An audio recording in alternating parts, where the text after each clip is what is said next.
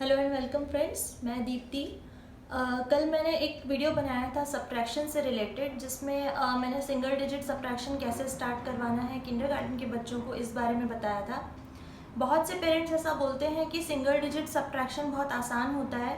Problem तब आती है जब कैरी फॉरवर्ड या रीग्रुपिंग या बिग नंबर्स के साथ सब्ट्रैक्शन होता है, तब प्रॉब्लम आती है। तो मैं सिर्फ यही बताना चाहूँगी आप सबको कि जब पुराने कॉन्सेप्ट्स क्लियर नहीं होते हैं तभी प्रॉब्लम ज़्यादा आती है। अगर सिंगल डिजिट की प्रैक्टिस अच्छे से की जाए और धीरे धीरे हम ग्रेजुअली आगे बढ़ के डबल डिजिट या कैरी फॉरवर्ड वाली प्रॉब्लम्स की भी सॉल्यूशन अच्छे से बच्चों को कराएं, बार बार प्रैक्टिस कराएं, उनका बेस स्ट्रॉन्ग कराएं, तो आगे जाके बड़े डिजिट के भी प्रॉब्लम्स वो बहुत आराम से सॉल्व कर सकते हैं। धीरे धीरे इम्प्रूव होगा। ऐसा नहीं है कि शुरू में गलतियां नहीं होंगी, शुरू में बहुत सारी मिस्टेक्स करेंगे, कैलकुलेशंस एरर आएंगे, लेकिन जैसे जैसे उनकी प्रैक्टिस अच्छी होती जाएगी तो वो एरर्स अपने आप कम हो जाते हैं। तो प्रॉब्लम तभी आती है जब पुराने बेसिक्स उनके क्लियर नहीं होते और हम नए इंट्रोड्यूस कराते जाते हैं या बड़े प्रॉब्लम्स उनको करवाते हैं, तब ज़्यादा प्रॉब्लम आती है।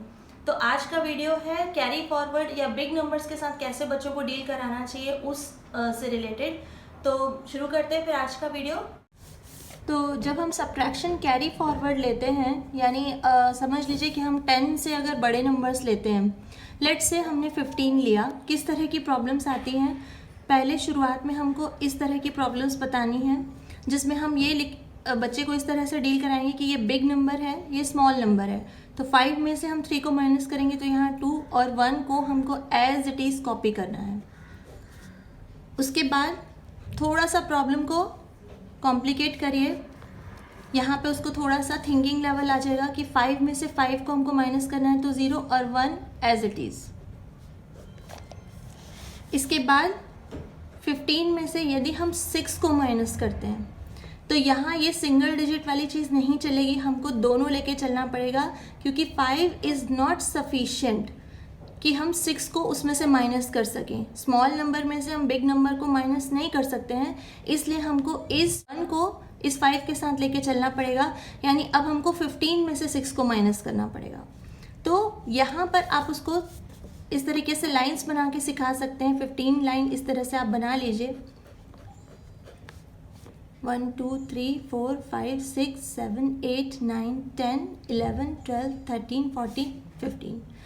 अब इन लाइन को आप काउंट करके कट करना है, 1 2 3 4 5 6।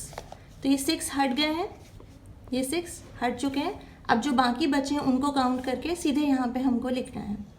तो 1 2 3 4 5 6 7 8 9। मेन प्रॉब्लम शुरू होती है कहाँ से, जब और बड़ा नंबर आप लेते हैं। लेट से आपने 25 लिया और अब आपको यहाँ से 17 को माइनस करना है। इस तरह की जो प्रॉब्लम्स आती हैं उसमें उनको ज़्यादा प्रॉब्लम्स आती हैं कि अब कैसे करना है, क्योंकि अभी तक इसके नीचे कोई डिजिट नहीं था, हम सिंगल डिजिट माइनस कर रहे थे, तो अभी तक उतना कन्फ्यूजन नहीं था। लेकिन अब कन्फ्यूजन होगा कि अब कैसे करना है। तो अब उसको सिखाने के लिए आपको क्या करना पड़ेगा कि 5 क्योंकि सफिशिएंट नहीं है 7 को माइनस करने के लिए, तो अब हम यहाँ से एक कैरी लेते हैं। तो इसको सिखाने के लिए आप क्या कर सकते हैं, 2 - 1 कर दीजिए यहाँ पे, और यहाँ पे आप कर दीजिए 15। मतलब ये 2 - 1 यहाँ पे हो गया और ये जो 1 था वो यहाँ चला गया, तो ये हो गया 15। अब ये 15 को हम 7 माइनस कर सकते हैं 15 में से, और नीचे जो 1 था वो एज इट इज़ रहेगा। तो अब हम क्या करेंगे, अब सेम उसी तरीके से आप उसको माइनस करवाइए लाइंस बनवा के, या धीरे धीरे नंबर्स के साथ माइनस करवाइए, जैसे रिवर्स काउंटिंग करना है। जैसे 7 के बाद 8 9 10 11 12 13 14 15। क्योंकि 7 से हम काउंट करेंगे कितने हमको और चाहिए 15 बनाने के लिए। तो ये तरीका बहुत आसान हो जाता है, इसमें उसको लाइंस नहीं बनानी पड़ेगी, कट नहीं करना पड़ेगा। तो ये तरीका ज़्यादा आसान इसलिए हो जाता है क्योंकि इसमें लाइंस बनाना, काउंट करना, क्योंकि इसमें कई बार बच्चे गलती करते हैं। ये जो 15 लाइंस आपको बनानी है उसमें से 6 या 7 जितने लाइंस कट करना है, कभी गलती से ड्रॉ कर दिया ज़्यादा या ठीक से काउंट नहीं कर पाया। तो ये तरीका ज़्यादा रिलायबल है, ज़्यादा अच्छा है, आसान तरीका हो जाता है माइनस करने के लिए। फिर इसको काउंट करेंगे, 1 2 3 4 5 6 7 8। तो आंसर आ जाएगा यहाँ पे 8। और चूँकि 2 - 1 हम पहले ही कैरी ले चुके हैं, तो अब यहाँ पे जो है वो 1 बच रहा है, तो 1 और 1 को हम माइनस करेंगे तो यहाँ आ जाएगा 0। तो ये आपका आंसर हो जाएगा।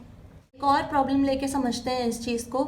जैसे कि मान लीजिए 22 है और मुझे उसमें से 6 को माइनस करना है, तो आप उसको सबसे पहले यही बताइए कि ये 6 नहीं, ये 06 है, नीचे 0 लगा दीजिए ताकि वो कंफ्यूज ना हो।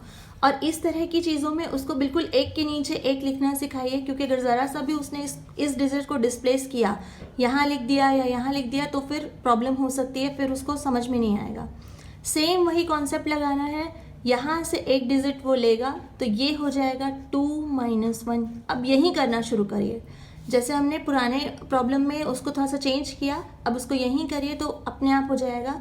और ये हमेशा ध्यान रखिए कि जब ये इसके पास जाता है तो ये 12 हो जाता है, नहीं तो बच्चे कई बार इसको 3 भी कर देते हैं, यहाँ ऐड कर देते हैं, पर वो ऐसा नहीं होगा। जब ये इसको देता है तो ये 12 हो जाता है। ये उसको बार बार आपको अलग अलग प्रॉब्लम्स के थ्रू बताना पड़ेगा।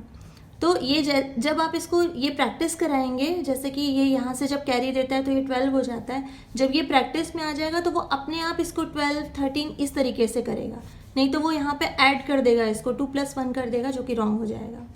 तो 12 में से हम जब 6 को माइनस करेंगे, सेम वही कॉन्सेप्ट लगाना है। 6 के बाद 12 आप काउंट करिए, 6 के बाद आता है 7, 8, 9, 10, 11, 12, तो कितने हुए 6, तो यहाँ आ गया 6। अब ये 2 - 1 ऑलरेडी था, दैट इज़ 1, तो 1 में से यदि आप 0 को माइनस करेंगे तो आपको वही सेम डिजिट मिलता है। किसी भी डिजिट में से यदि हम 0 को माइनस या प्लस करते हैं तो उस डिजिट को कोई फ़र्क नहीं पड़ता है, एज इट इज़ हमको रिजल्ट मिलता है। तो ये हमारा आंसर। इस तरीके से आपको और प्रॉब्लम्स सॉल्व करते जाने। तो ये तो हुआ तरीका कैरी फॉरवर्ड समझाने का। अब इसके प्रॉब्लम्स आप किस तरह से दे सकते हैं, जैसे 38 में से 19 को माइनस करना है। धीरे धीरे नंबर्स बढ़ाते जाइए, प्रॉब्लम्स का लेवल बढ़ाते जाइए, अलग अलग तरीके से अलग अलग हमको कराते जाना है। इस तरह से प्रॉब्लम आप खड़े खड़े बना के उसको दे सकते हैं। ये प्रैक्टिस इस तरह की करवाना बहुत ज़रूरी है। यदि आप 10 सम्स भी रोज़ देते हैं बच्चे को तो उसकी प्रैक्टिस बहुत अच्छी तरह से हो जाएगी। इस तरह की वर्कशीट्स बनाकर दे सकते हैं। ये तो हो गई सिंपल कैरी फॉरवर्ड की बात। अब जैसे मैंने कल आपको बताया था कि वर्कशीट्स कैसे बनाना है आपको, जैसे कि मान लीजिए आप इस तरह का एक बॉक्स बना रहे हैं और यहाँ पर आपको डॉट्स बनाने हैं, जैसे कि 1, 2, 3, 4, 5, 6, 7, 8, 9, 10, 11, 12, 13, 14, 15, 16, 17, 18, 19, 20, और आपको उसमें माइनस करना है 4, 1, 2, 3, 4। अब इसमें आप सिखाइए बच्चे को कि आप चाहें तो इन डॉट्स को सिंपल बाई कट करके या काउंटिंग करके 1, 2, 3 जैसे मैंने काउंट किया तो ये 20 थे, माइनस ये 4 है, 1, 2, 3, 4, ये 4।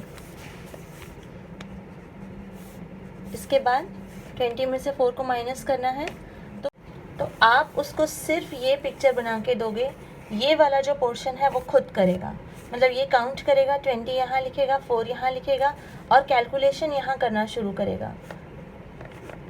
सेम वही यहाँ कैरी दीजिए, तो ये हो जाएगा 10 और ये हो जाएगा 2 - 1।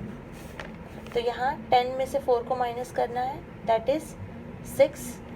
रिवर्स काउंटिंग के थ्रू कर सकते हैं, और 2 - 1 दैट इज़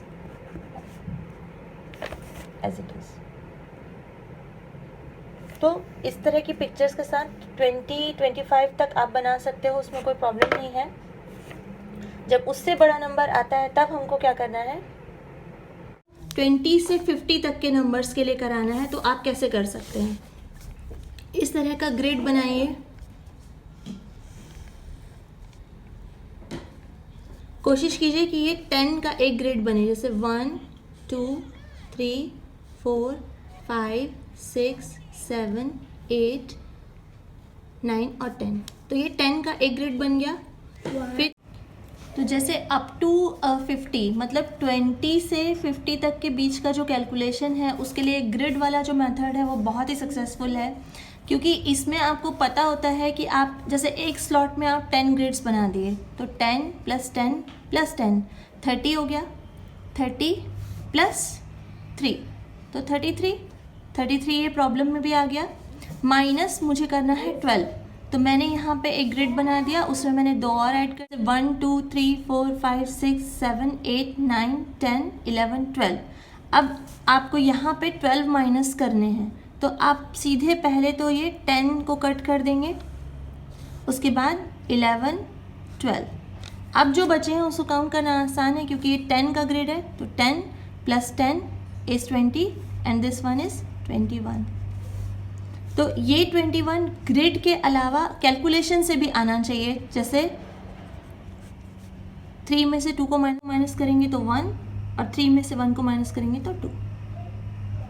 तो दोनों तरह से सिखाइए, ग्रिड के थ्रू से भी सिखाइए और कैलकुलेशन के थ्रू से भी। स्टार्ट जब आप करते हैं तो पिक्चर रिप्रेजेंटेशन ज़्यादा अच्छा होता है, ये ज़्यादा क्लियर है। उसके बाद धीरे धीरे, क्योंकि ये हर प्रॉब्लम में ये बनाना थोड़ा सा डिफ़िकल्ट हो सकता है, तो जब प्रॉब्लम बढ़ती जाएगी अप टू 50 के लिए तो ठीक है, लेकिन और आगे बढ़ता जाएगा तो फिर ये ग्रिड बनाने में बहुत टाइम जाता है और कैलकुलेशन में भी प्रॉब्लम आती है। तो जैसे जैसे वो पक्के होते जाते हैं फिर आप ये प्रॉब्लम्स के थ्रू समझाइए। कैरी फॉरवर्ड वाली जो प्रॉब्लम्स हैं उनको कराते जाइए वर्कशीट बना के प्रैक्टिस। अप टू 100 वाली जो प्रॉब्लम्स होती हैं उसको बहुत ज़्यादा प्रैक्टिस की ज़रूरत होती है। जैसे कि आप यदि 70 लेते हैं यहाँ पर और 39 को माइनस करते हैं, तो ये तभी पॉसिबल है जब बड़े नंबर्स के साथ बच्चे की डीलिंग अच्छी होती है, कैलकुलेशन अच्छे से कर सकता है, माइनस प्लस दोनों उसको अच्छे से आना चाहिए, तभी इस तरह के कैलकुलेशन में प्रॉब्लम नहीं होगी। क्योंकि यहाँ 7 में से जैसे ही वो यहाँ कैरी देगा तो उसको ये कंफर्म होना चाहिए कि 7 में से 1 माइनस करना है मुझे और यहाँ 6 लिखना है। अक्सर बच्चे क्या करते हैं, यहाँ से कैरी दे देते हैं लेकिन यहाँ माइनस करना भूल जाते हैं, वो 7 में से ही 3 को माइनस करते हैं और उनका सारा कैलकुलेशन रॉन्ग हो जाता है। तो ये चीज़ उसको ज़रूर प्रैक्टिस कराइए कि जब आप यहाँ कुछ भी एक नंबर देते हो, 2 नंबर यहाँ पे डालते हो, तो यहाँ उतना नंबर को माइनस करना है और फिर इस 6 के साथ उसको कैलकुलेशन यहाँ पे करना है। तो ये जब उसको क्लियर होगा तो अपने आप उसका जो सॉल्यूशन है वो आएगा। ये 1 दिन में या 2 दिन में नहीं आता, इस प्रैक्टिस को काफ़ी टाइम लगता है, 2-3 महीने 4 महीने। कई बार ऐसा होता है क्लास 1 क्लास 2 के बच्चे भी इस तरह की गलतियां करते हैं कि कैरी दे तो देते हैं, यहाँ माइनस नहीं करते, या फिर ये कैलकुलेशन में थोड़ा बहुत प्रॉब्लम करते हैं। तो ये प्रैक्टिस बहुत स्ट्रॉन्ग होनी चाहिए, अलग अलग प्रॉब्लम्स के साथ होनी चाहिए, अलग अलग वर्कशीट लेवल के साथ होनी चाहिए, तभी उनको ये सारी चीज़ें क्लियर होती है। तो मैं उम्मीद करती हूँ कि ये वीडियो आपके लिए यूज़फुल रहा होगा। कैरी फॉरवर्ड वाले प्रॉब्लम्स में बच्चों को अगर आप अच्छे से प्रैक्टिस कराएंगे तो उनको आगे तक कैलकुलेशन में प्रॉब्लम नहीं आएगी। तो अगर आपको थोड़ा सा भी ये वीडियो यूज़फुल लगता है, यदि आपको लगता है कि इसने आपको थोड़ी सी भी हेल्प की बच्चे को सिखाने में, तो प्लीज़ वीडियो को लाइक कीजिए और चैनल को सब्सक्राइब कीजिए। Thank you, thanks for watching.